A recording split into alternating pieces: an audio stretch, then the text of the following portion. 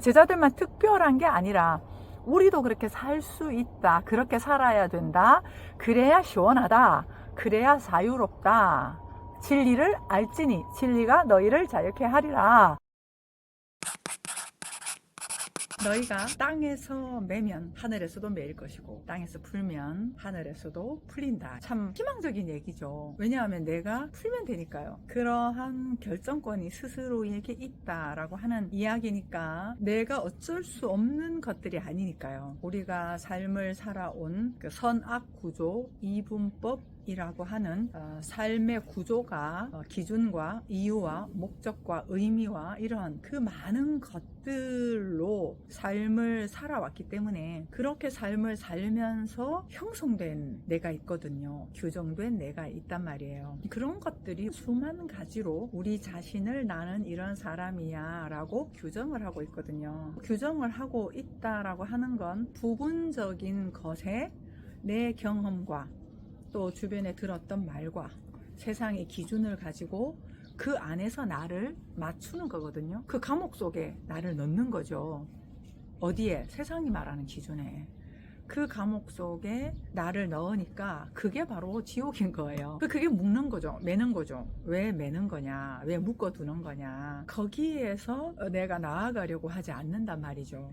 예를 들어서 나는 머리가 나빠 그러면 어떤 일이 잘 되지 않을 때 내가 관심을 가지고 연습을 하면 되는 부분에 있어서도 나는 머리가 나빠서 안 돼 라고 하는 것이 늘 끌어당긴단 말이에요. 다른 사람은 합격을 다 하고 뭔가 척척척척 잘 하는 것 같은데 나는 못했어. 그러면 강화가 되는 거죠. 확신이 드는 거죠. 아 그래 나는 역시 머리가 나빠서 그래.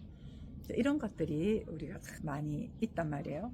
그렇게 나를 붙들어 매고 있는 그러한 것들에 대해서 풀 수 있는 방법을 알려주신 분이 예수님이시고요. 예수께서 그러한 것들을 밝혀주신 거죠. 너를 거기 묶어두지 마라. 사람이라고 하는 존재는 모든 상황에서 그때그때 느껴지는 것들을 살 수 있는 존재다. 그리고 비교할 것들이 아니다. 왜? 사람들은 다 다르니까. 그 다름으로부터 각자의 역할을 하는 것이 퍼즐 조각처럼 하나의 작품이 되어서 어우러지는 것이니까 그런 이야기들을 예수께서 하시면서 원래 사람을 밝힌 거예요. 그렇게 밝히려고 하니까 사람으로 오셔야 되겠죠. 사람으로 오셔서 사람이 어떻게 사는지 알려주시고 본인이 그렇게 삶을 사시고 우리도 사람으로서 어떤 존재인지를 알게 하신 거죠. 근데 우리는 사람으로서 원래의 사람으로 아는 것이 아니라 우리가 각각 가지고 있는 그 규정으로 아는 거거든요. 이런 태도는 예의가 없는 거고 나이가 이 정도 되면은 성장 수준은 이 정도가 되어야 되는 거고 엄마는 또 할아버지는 할머니는 그러한 모든 사회적으로 부여되어 있는 그러한 역할을 가지고 사람들을 규정을 했단 말이에요. 그런 것들로 우리 스스로를 알고 살아온 이 부분적인 것들을 가지고 우리는 우리 자신이라고 알고 있으면서 그 감옥 안에서 우리가 삶을 살아왔다라는 것이죠. 그걸 풀어라. 그걸 풀어야 힘들어도 살 수 있고 슬퍼도 살 수 있고 어떤 사건 상황이 있어도 모든 것들을 다 내 삶으로 성장해 가면서 살아갈 수 있는 그런 삶으로 살아야 되는데 독수리가 병아리처럼 살고 있다라고 하는 것이죠. 그런 것에서 깨어나라, 일어나라 라고 하는 것들이 예수께서 오셔서 말씀을 하셨던 부분인 거고 우리가 알고 있는 부분들이 한계를 스스로가 갖게 하는 거고 그 한계 안에서 삶의 전부인 양 삶을 살아간다라고 하는 것이죠. 그러면 우리 삶이 답답해질 수밖에 없겠죠. 왜냐하면 모든 것을 할 수 있는 존재가 사람이니까요. 내게 능력 주시는 자 안에서 내가 모든 것을 할 수 있느니라 라고 했던 그 사도 바울은 감옥에서도 감사할 수 있었고 내게는 모든 것이 있다. 풍족하다. 부족함이 없다. 이렇게 이야기를 했단 말이죠. 그렇다면 그렇게 살았던 그 삶들은 원래 하나님을 닮은 스스로 있는 자, 스스로의 삶을 사는 그러한 사람의 삶을 이야기를 하는 거거든요. 제자들만 특별한 게 아니라 우리도 그렇게 살 수 있다. 그렇게 살아야 된다. 그래야 시원하다. 그래야 자유롭다. 진리를 알지니 진리가 너희를 자유케 하리라. 그렇게 이제 예수께서도 말씀을 하셨던 거죠. 그래서 이제 10계명, 1계명 우상을 섬기지 마라. 이게 전부 우상인 거예요. 선입견, 규정 이런 것들로 100% 세상 구조가 그렇게 돌아가고 있고 우리 머리에서부터 발끝까지 거기에 찌들어 있어요. 그렇게 찌들어 있으면서 나는 못하는 사람 이게 규정이 되어 있는 거예요. 그나마 뭔가를 내가 시도를 하고 성공을 하고 다른 사람보다 좀 우뚝 서기도 하고 그렇게 하면서 뭔가 할 수 있네 이렇게 느껴가기는 하지만 그냥 일반적인 개인의 경험이잖아요. 어떤 특별한 사람. 근데 그게 아니라 모든 사람이 다 스스로의 삶을 그렇게 살 수 있다. 이 이야기거든요. 근데 이제 우리가 사회 전체 구성으로 보면 우리는 이미 기준을 가지고 있기 때문에 그 사회가 가지고 있는 기준을 가지고는 만족할 수는 없어요. 왜냐하면 내가 가진 직업이 나보다 더 나은 직업을 갖고 있을 때는 비교가 되거든요.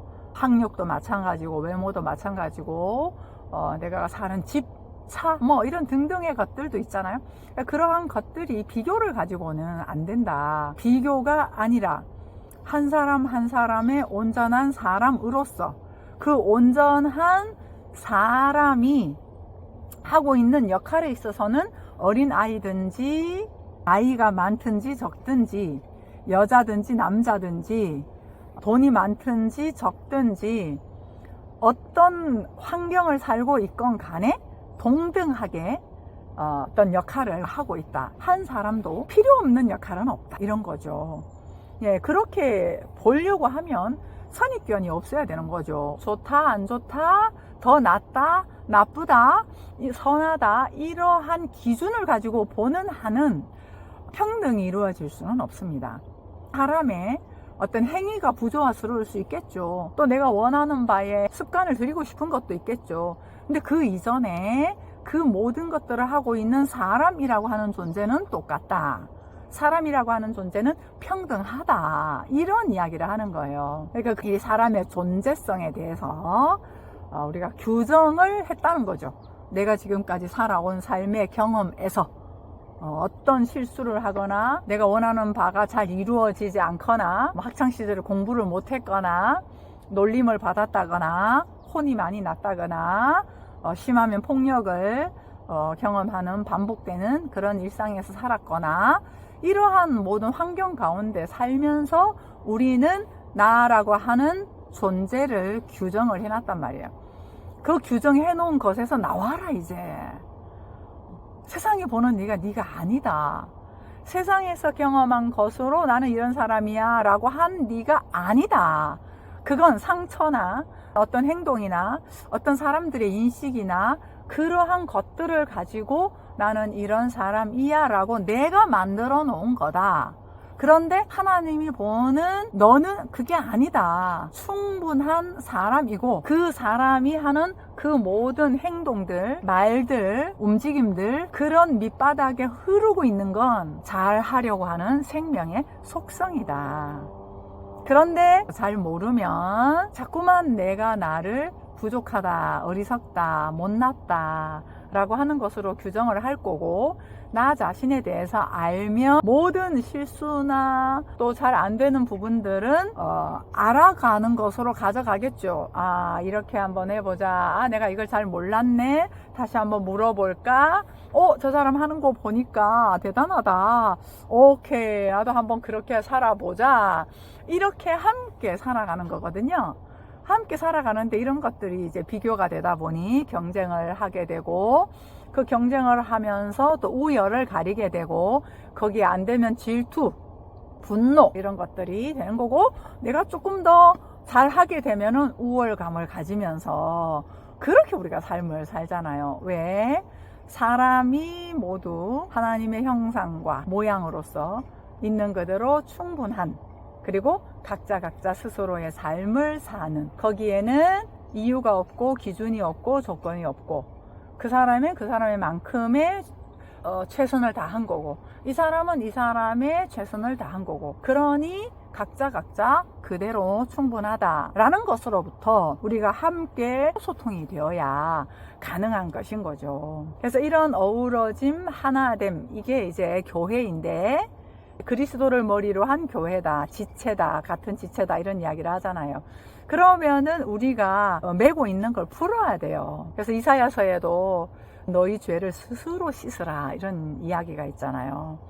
그런 부분에서 스스로 우리가 해야 되는데 알아야 하지요. 진리를 알아야.